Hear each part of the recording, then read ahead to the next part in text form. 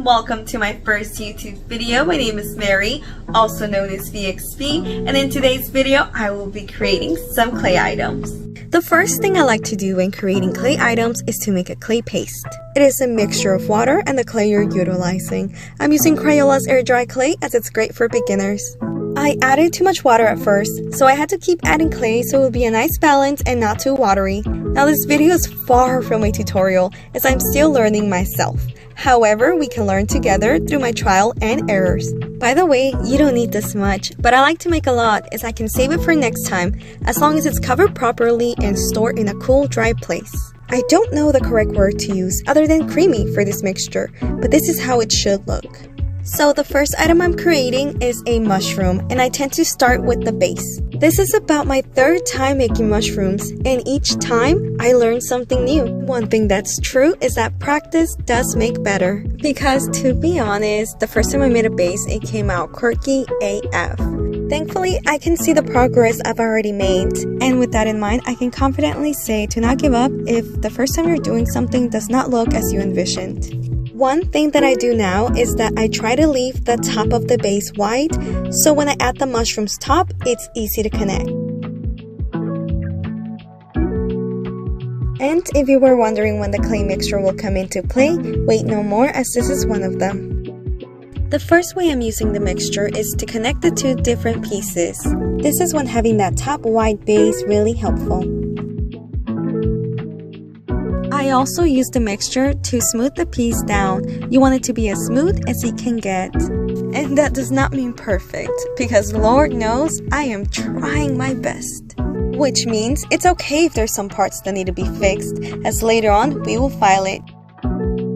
Now, it may not look like I'm rolling much, but trust when I say I rolled and rolled until I got a nice smooth ball to then later roll again into a noodle. Which, to be honest, I do find it humorous how everything looks so quick and simple after editing. If you're wondering, I'm making a worm out of this noodle to hold my brush while I paint. It may or may not be practical, but I know darn well it will look cute. Now let me tell you something, this little noodle head was just not it for me. It was not working out, and you know when something just does not click? Well, one thing about me is that I will always promote change. Because if you didn't like something in the first place, try something new. You didn't like it in the first place, so if you mess up, oh well. But if it turns out better than before...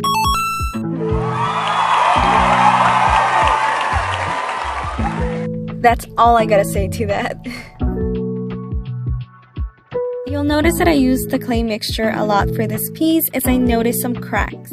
This mixture comes in real handy when creating. By the way, this worm did not want to be told what to do. Making sure that its top body stayed in place, it was annoying. You will notice that on my next item, not much was filmed. To be honest, if you cannot tell already, I suck at filming. I'm not gonna be too harsh on myself since I am just starting out.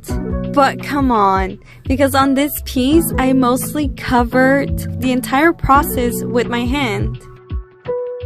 As I make more videos, I'll definitely be learning and improving, so I hope you stick around to see my progress. Once done, time to let these bad boys dry. Remember when I said we will be back to fix any areas that weren't smooth enough? Well, here we are. It can be a tedious task, but I definitely have so much fun doing this. There is just something very satisfying about this whole process. And now to my favorite part, which is painting these creations. I honestly get so anxious to paint them whenever I see them drying. I honestly even dream about it. That's how exciting it is to me to finally get to paint them. I truly enjoy seeing these blank canvases come to life. I'm painting these specific items like the mushroom purple, but fear not. I will have a day where I'll make a whole collection of these mushrooms in all colors of the rainbow. Once I do that, I will put them up for sale on my Etsy. Stay tuned. That goes for these kitty magnets as well. I have so many plans and I cannot wait to make it all a reality. My setup at the moment is just things that I can find that's gonna help me make videos, because you gotta work with what you got. To make art, the main thing that you need is passion and the will. And don't forget to create things that you actually want to be creating, because if you're creating things that you don't really want to be doing, you will only make yourself miserable. And that is no way to live. My art is usually digital art, so making clay items as well as painting clay items is so much different than what I'm used to. The main reason why I focus mostly on digital art was because I could not afford the cost of buying products such as canvases, markers, paint, and everything else that you may need. But thankfully, now that I'm getting older, I can definitely afford to buy all these things. And if you needed to hear this, it is never too late to start creating.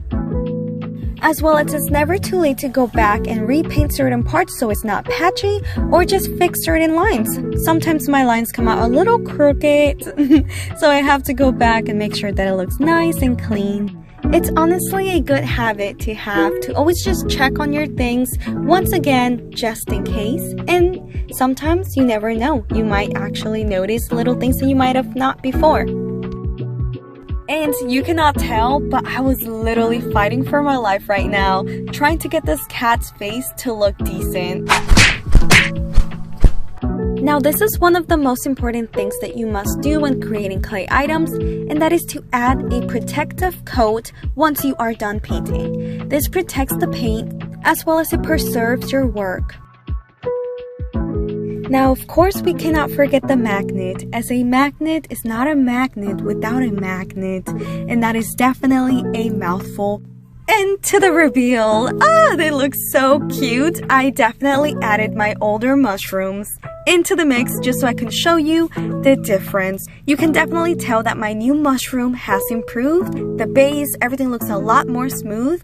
I hope you enjoyed watching my very first YouTube video. I know I had so much fun creating it. If you enjoyed this video, please consider subscribing to my YouTube channel as well as following me on my social medias, which will be linked down below. Thank you for watching, and bye-bye!